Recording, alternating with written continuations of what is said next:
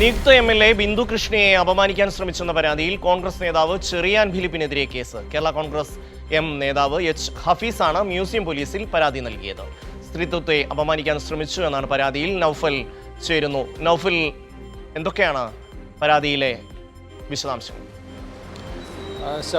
ഷമ്മി സൂചിപ്പിച്ചതുപോലെ തന്നെ ഇന്ന് KPCCയിൽ കോൺഗ്രസിൻ്റെ UDF MLA-മാരുടെ യോഗമായിരുന്നു. നിർണായകമായ ചർച്ചകളും യോഗമായിരുന്നു.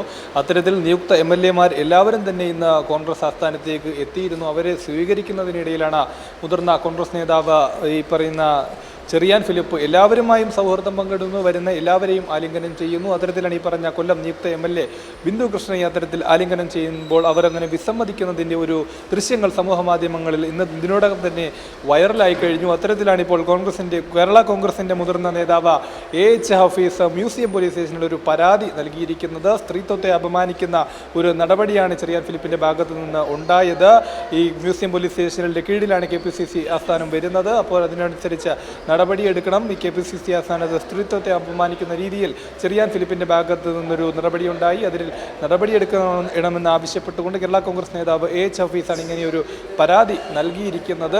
നമ്മൾ സോഷ്യൽ മീഡിയയിൽ ഇതിനോടകം തന്നെ ആ ചിത്രങ്ങൾ വൈറലാണ്. അതായത് ബാക്കിയുള്ള എല്ലാവരെയും ഈ ചെറിയാൻ ഫിലിപ്പ് ഈ രീതിയിൽ ആലിംഗനം ചെയ്യുന്നുണ്ട്. പക്ഷേ ഈ ഒരു ബിന്ദു കൃഷ്ണ അതിൽ നിന്ന് വിസമ്മതിച്ച് മാറുന്നത് വ്യക്തമാണ്.